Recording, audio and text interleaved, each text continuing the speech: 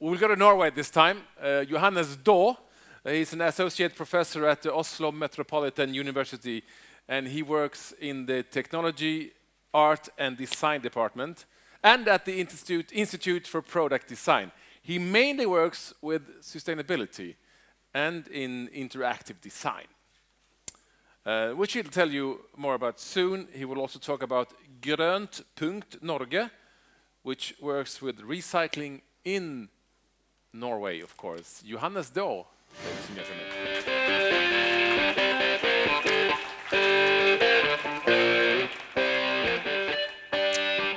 Thank you very much for the introduction, and thank you very much for inviting me here. I mainly work in Grönt Punkt Norge, so I have a very small position at the university, but yeah, that's the details.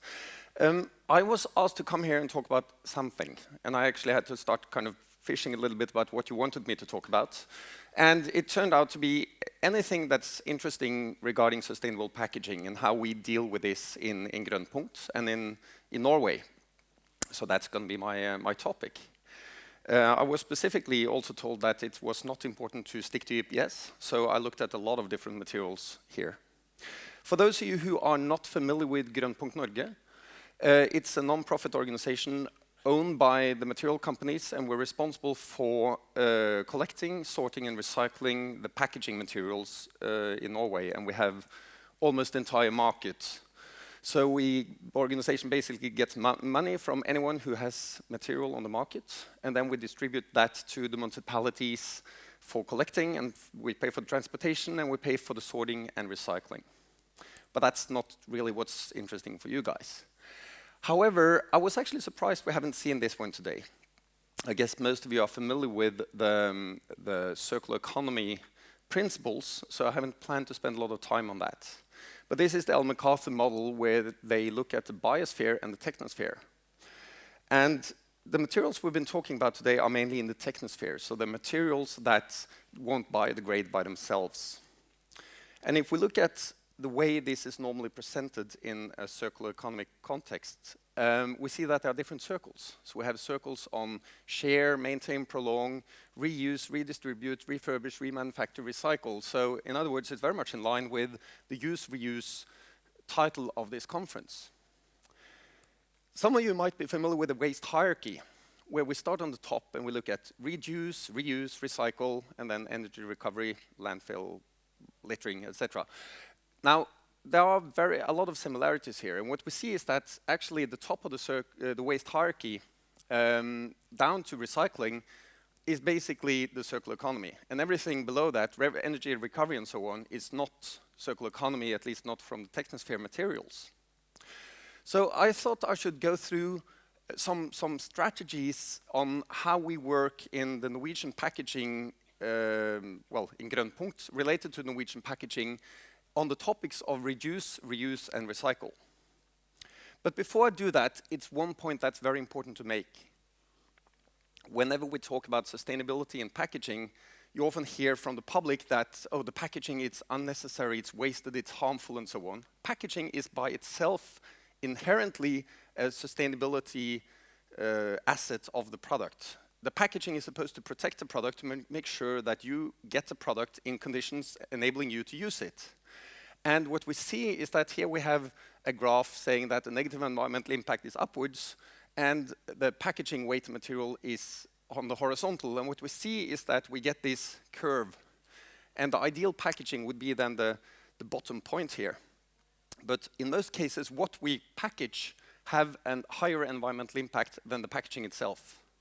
So there's a golden rule of packaging saying that if you reduce the packaging by 50%, you increase the impact by a factor of 3. Whereas if you increase the packaging by 50%, you increase the environmental impact by 1 from this optimal point.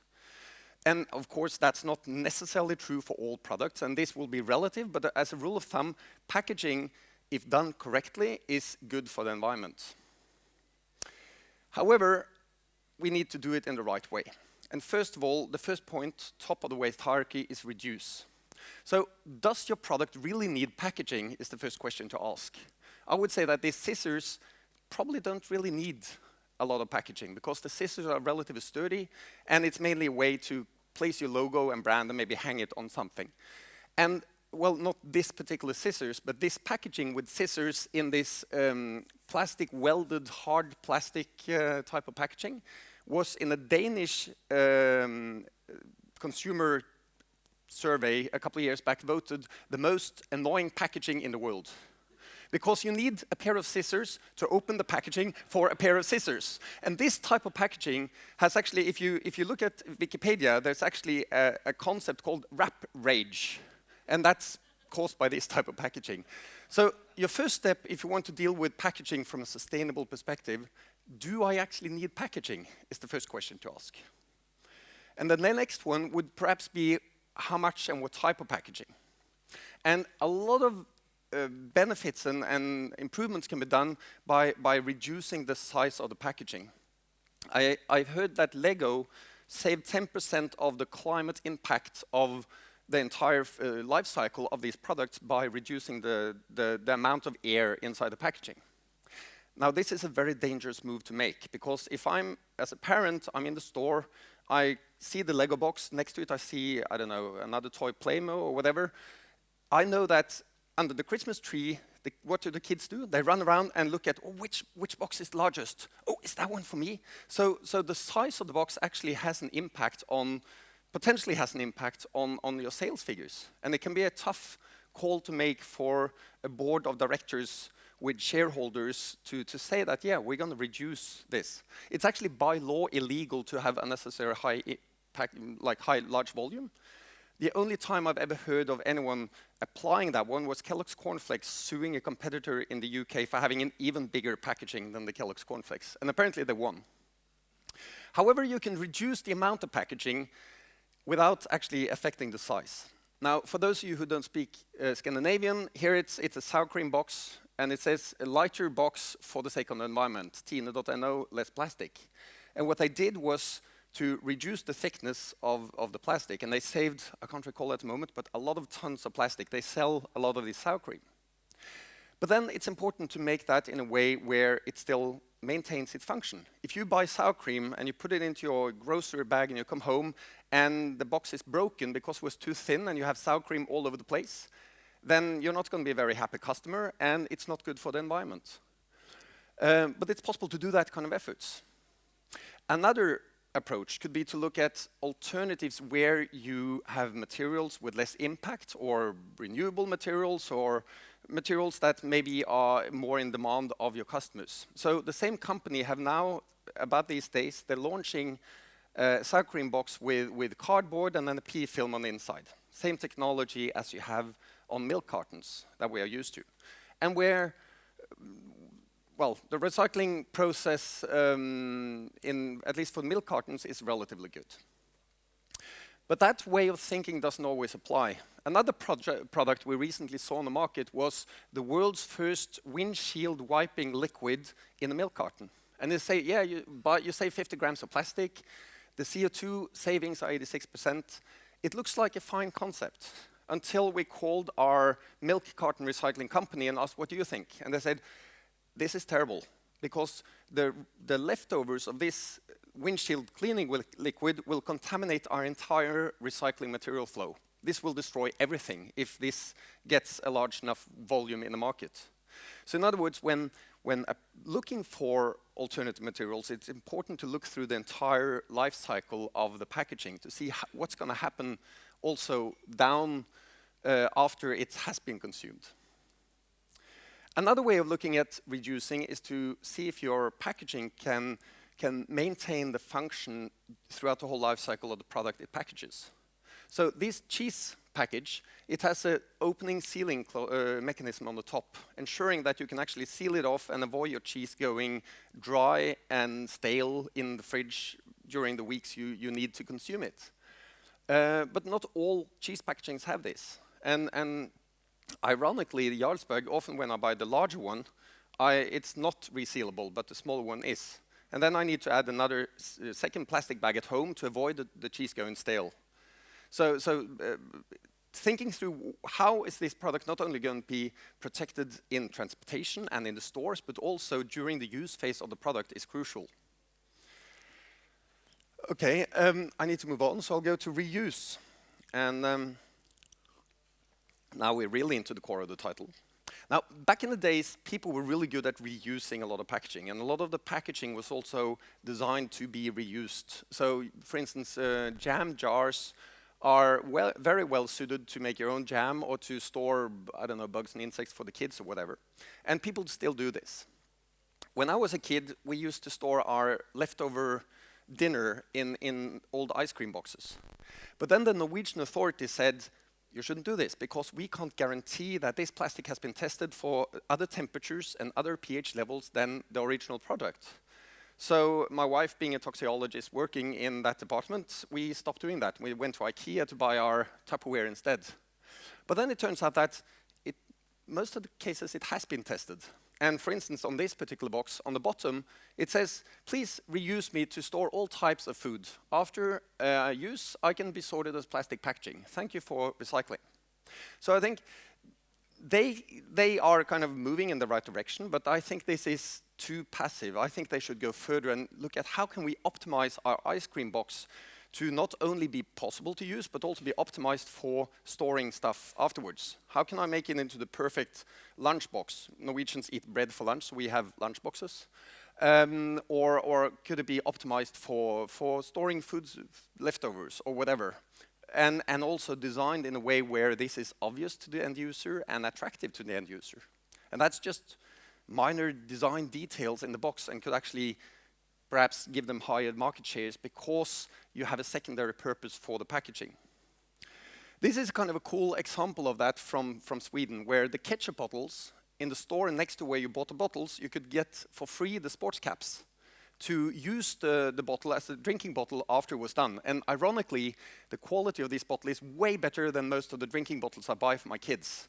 So this one has lasted for, well, I think it's 2 years now, and they're still working and no problems, whereas I normally have to replace the other bottles at least once a year because they fall on the floor and break and so on. And this then, I mean, this is free advertisement. My kids run around with advertisement for Swedish ketchup in Oslo. I don't know how important that is for Orkla, but anyways. But then you have other systems also on an industrial level where this is in place. And if I hadn't given my presentation already, I would naturally have replaced this with our Danish food box system where they use the same for EPS boxes. But anyways, the IFCO box system is a box where the same box is used to transport fruit and vegetables to the supermarket. It's designed in a way that the supermarkets use it to display the vegetables, and after it's done, they flat pack it and send it back, get some refund money, and they take out the ones that have been destroyed and recycle them, and then they clean and disinfect and use the boxes again. And then lowering the impact of the entire life cycle compared to one single time use boxes, even though the impact of this box is more than a cardboard box from like if you only look at one cycle, but because you can use it many times, in total, it's good for the environment. And then down to the core where I've been talking, kind of hinting towards us a lot, the recycling. Now, if we look at this, at the life cycle of packaging, you see that we have a material flow where a lot of the material is raw material. And this goes into production and purchase, and then the line becomes thinner through disposal, collecting, transport, sorting, recycling, recycled material. And in the entire cycle here, the largest leakage is between purchase and disposal.